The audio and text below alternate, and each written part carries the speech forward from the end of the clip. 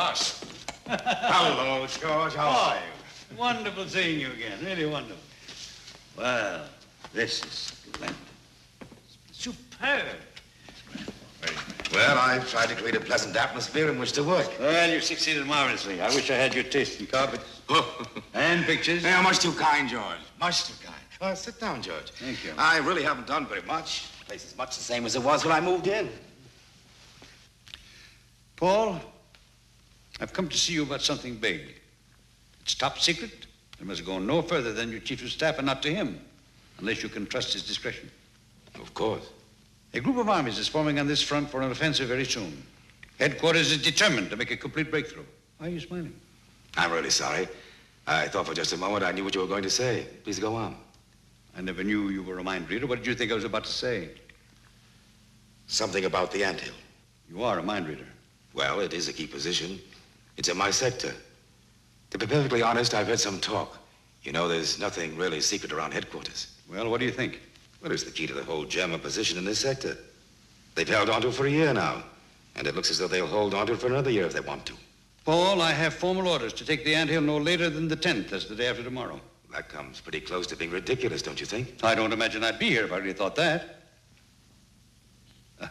Paul, if there's one man in this army who can do this for me, it's you. It's out of the question, George. Absolutely out of the question. My division was cut to pieces. What's left of it is in no position to even hold the anthill, let alone take it. I'm sorry, but that's the truth. Well, Paul, there was something else I wanted to tell you. However, I'm sure that you'll misunderstand my motives in mentioning it. What was it? Oh, you'll be bound to misunderstand. However, as your friend, maybe I should tell you. What are you trying to say, George? Paul, the talk around headquarters is that you are being considered for the 12th Corps. The 12th Corps? Yes, and with that another star. Now I've pushed it all I can. 12th Corps needs a fighting general, and you're overdue in that star. We both know that your record is good enough for you to refuse this assignment on the grounds you've stated. No one would question your opinion. They'd simply get someone else to do the job. So, you shouldn't let this influence your opinion, Paul. Oh, I'm sorry. Have a cognac? No, thanks, Paul. Not before dinner.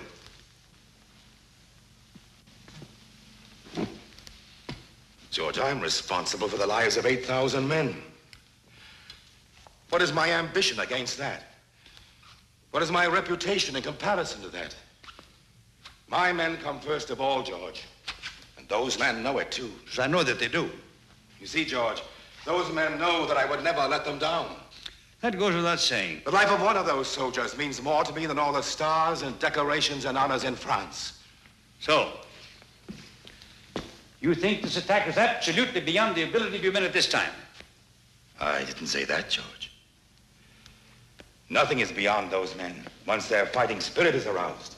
Well, Paul, I don't want to push you into it if you think it's ill-advised. Don't worry, George. You couldn't do that if you tried. Of course, artillery would make an enormous difference. What artillery support can you give me? Well, I'll see. What about replacements? We'll see what we can do, but I feel sure that you can get along with what you have. Might just do it. Oh, Paul, I knew that I was right to come to you. You are the man to take the anthill. Now, as far as that star is concerned... That had nothing to do with my decision.